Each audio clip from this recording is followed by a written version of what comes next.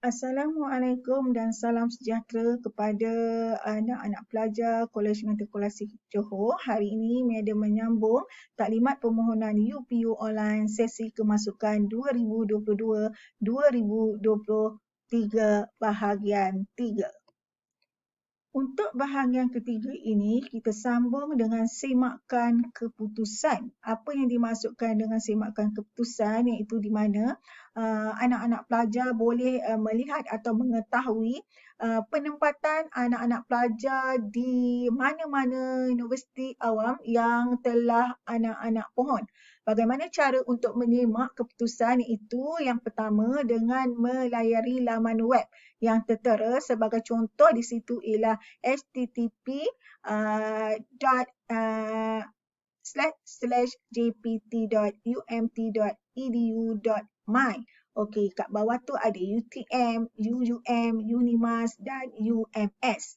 Cara kedua untuk menyemak keputusan ialah dengan menggunakan hotline UPU 0388708200 sekiranya anak-anak pelajar menggunakan apps UPU Pocket. Okey. Seterusnya, apabila anak-anak pelajar dah tahu keputusan anak-anak pelajar nanti, maka anak-anak pelajar akan menerima surat tawaran rasmi yang akan dikeluarkan oleh UA dalam tempoh yang ditetapkan dan akan diumumkan melalui laman web masing-masing. Okey, tempoh untuk kita setuju terima adalah selama 7 hari. Pemohon yang tidak menjawab terima atau menolak selepas tempoh yang ditetapkan secara automatik dikemaskini sebagai menolak tawaran. Seterusnya kita melihat kepada rayuan, hanya pemohon yang gagal mendapat tawaran saja yang boleh mengemukakan permohonan rayuan. Maksudnya di sini, anak-anak yang tidak mendapat apa-apa tawaran sahaja yang boleh membuat permohonan rayuan. Okey, bagi yang dah dapat tetapi tidak mendapat jurusan yang dipohon, tidak mendapat universiti yang menjadi pilihan, tidak boleh membuat rayuan. Okey, permohonan rayuan hanya dalam tempoh 10 hari selepas keputusan permohonan kemasukan diumumkan. 10 hari saja kamu boleh buat rayuan dan pemohon dibenarkan mengemukakan hanya 4 pilihan sahaja iaitu melalui UPU online. Okey. Sekiranya kamu tidak berjaya melalui UPU online semasa rayuan, pemohon boleh kemukakan rayuan melalui ambilan sendiri di mana-mana institusi atau agensi berdasarkan iklan yang dikeluarkan.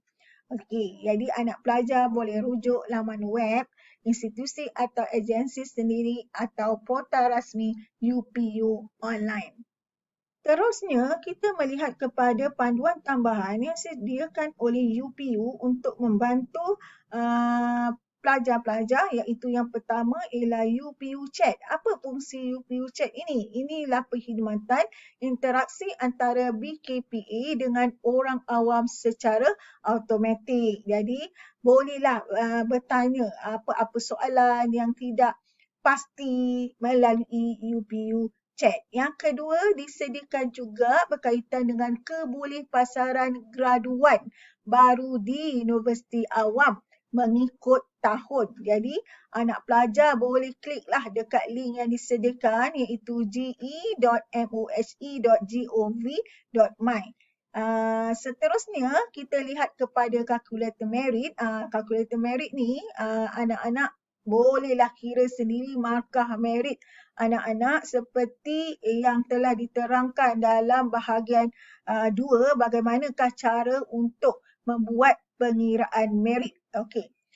Selain daripada itu, UPU juga menyediakan panduan tambahan untuk trend permohonan dan penawaran di UPU dalam tempoh 5 tahun. Jadi boleh tengoklah statistik permohonan dan tawaran UPU bagi lepasan STPM setaraf dan yang terakhir UPU juga menyediakan pentaksiran psikometrik untuk melihat kecenderungan minat pelajar melalui eprofiling.mohe.gov.my. Okey, contohnya anak pelajar tak sempat nak berjumpa dengan kaunselor, mungkin nak tahu dari segi kecenderungan minat, tak payah susah-susah, anak-anak pelajar boleh saja dapatkan panduan tambahan ini di UPU online.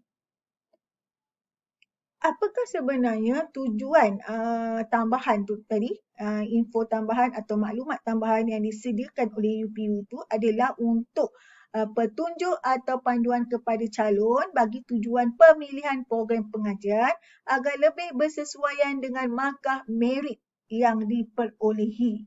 Selain daripada itu, boleh menyusun juga strategi berdasarkan kemampuan agar peluang untuk mendapat tawaran UPU online lebih cerah. Seterusnya ialah paparan trend permohonan. Kita lihat trend permohonan dan penawaran STPM, matrikulasi asasi. Okey, sebagai contoh di sini kita lihat ialah IPTA-nya ialah UKM. Okey, statistik permohonan, purata pemohon yang memohon di UKM ini. Tapi untuk apa? Untuk program asasi pintar. Okey, sebanyak atau seramai 5,104 orang yang memohon statistik permohonan. Tetapi penawaran disediakan berdasarkan merit, iaitu calon yang ditawarkan mestilah mendapat merit sekurang-kurangnya 92% dan ke atas. Okey. Markah merit ini juga telah pun dipaparkan di ruangan syarat khas dalam e-panduan UPU. Kalau sebelum ni tak ada, tapi sekarang dah ditambah supaya anak-anak pelajar nampak dengan lebih jelas berapakah purata merit yang diperlukan untuk memohon sesuatu bidang atau jurusan. Bagi sesi akademik 2022-2023, sebanyak 1,088 program pengajian lepasan STPM dan setaraf. Namun begitu, daripada jumlah tersebut, hanya 293 program pengajian bertemu duga dan 795 program pengajian tidak bertemu duga. Okey. Setakat ini saja info yang Madam kongsikan untuk bahagian 3 dan kita akan sambung ke bahagian 4 dengan program pengajian kompetitif. Sekian, terima kasih.